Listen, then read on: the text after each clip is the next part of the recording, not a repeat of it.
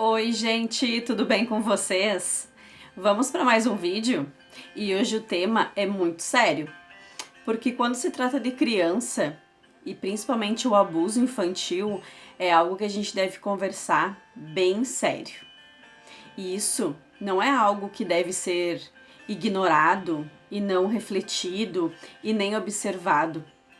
Vocês sabiam que a cada 1 hora no Brasil, 3 crianças ou adolescentes são abusados sexualmente e muitas vezes dentro da própria casa? E diz que no momento de pandemia que a gente vive, esses números aumentaram muito mais. E é uma situação muito triste. Só que, o que eu gostaria de passar para vocês hoje? Que a gente precisa abrir a nossa boca e denunciar. Porque muitas vezes a gente quer evitar de ter aparições, de se sentir constrangido, envergonhado, quando na verdade o agressor é ele quem precisa ser sim mostrado e punido. A gente não precisa ter vergonha, a gente precisa denunciar para que outras pessoas não passem pelo que eu vivi e talvez o que você viveu, ou talvez até alguém que você conheça viveu. É preciso se fazer uma denúncia, e isso parte dos responsáveis. Por isso que nós, como pais, devemos estar atentos aos nossos filhos, com quem eles andam, com quem nós deixamos quando precisamos, porque muitas vezes a gente está tão correndo que a gente não observa.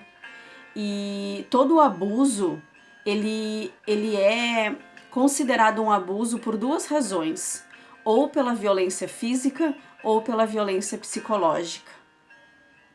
E hoje eu queria contar para vocês um pouco da minha história. O que aconteceu comigo? Quando eu tinha em torno de 6 anos, 7 anos, os meus pais me deixaram na casa de uma amiga deles que tinha quebrado a perna. E ali eu fiquei na casa dela, só que ela morava num apartamento, e tocou o interfone. E eu tive que descer para atender a porta. Quando eu abri a porta, eu lembro que eu abri a porta e era um senhor, o cabelo grisalho, um homem muito alto perto de mim, porque eu era uma criança. E eu lembro que ele tinha um pacote na mão, que antigamente as pessoas andavam muito com aqueles pacotes de papel pardo quando iam na padaria ou quando iam na farmácia, embrulhavam assim as coisas. E eu lembro somente dessas coisas. Eu nunca tinha visto essa pessoa, eu não sei quem ele é. Os meus pais também não sabem quem é. E essa pessoa caminhou comigo, subiu alguns degraus. E a amiga dos meus pais não podia descer, porque ela estava com a perna quebrada. E ele perguntou pelo nome dela, e eu disse que ela estava lá em cima no apartamento. E a gente subiu alguns degraus, e ele foi subindo comigo e conversando comigo. Nisso, ele baixou a minha roupa e começou a passar a mão nas minhas partes íntimas. E depois, eu não lembro como que eu subi.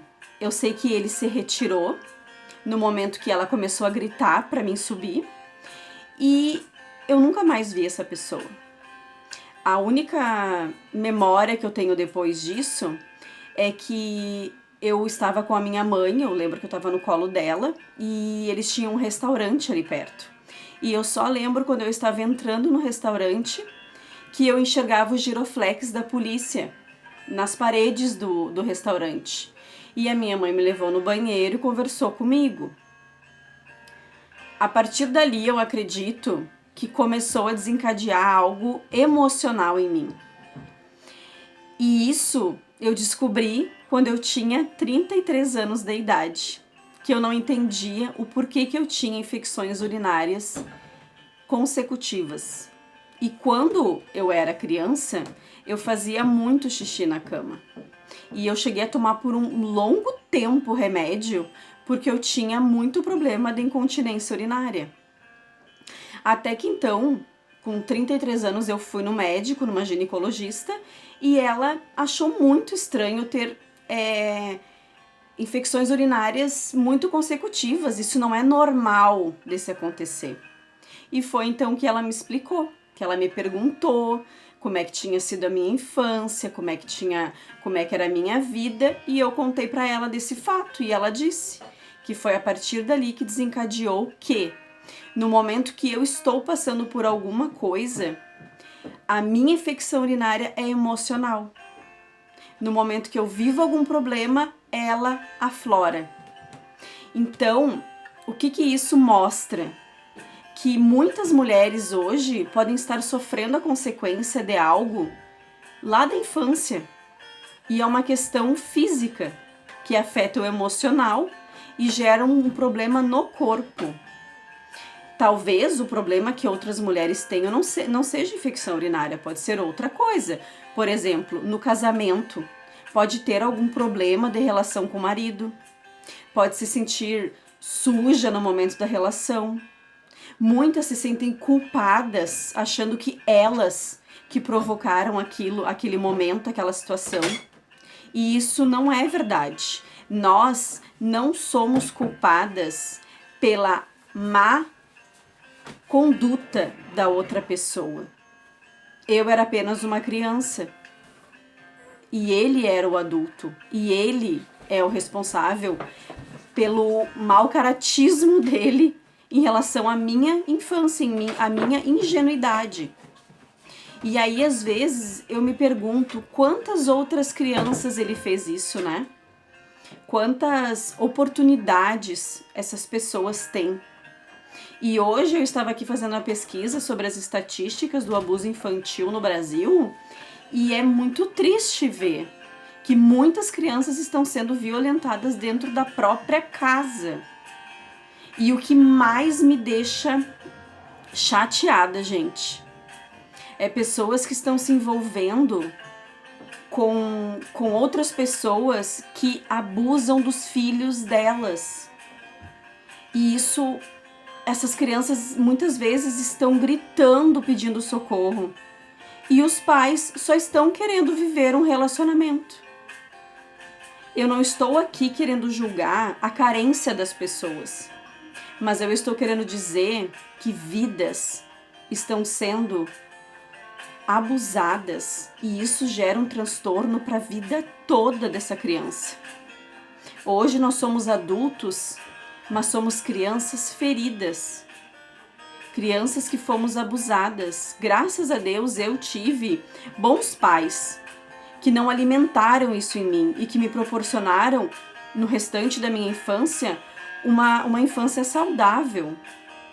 Mas existem muitas crianças que estão mudando, estão dando sinais da violência e muitas vezes a gente não está vendo. O abusador, ele usa estratégias para conduzir essa criança para o abuso. E ele é muito inteligente, eles são muito inteligentes. E eles fazem com que essa criança se sinta culpada, essa criança muda de comportamento, essa criança começa a não querer estar perto do abusador e ela chora quando ela precisa ir para casa onde o abusador está. Eu desejaria que nesse momento, enquanto eu estou gravando esse vídeo, as pessoas que estão abusando de crianças tivessem alguma reação de consciência que criança é um ser puro, é um ser inocente e não deveria jamais ser tratado dessa forma. Muitas adolescentes também têm uma gravidez precoce por conta do abuso sexual, muitas vezes pelos próprios padrastos.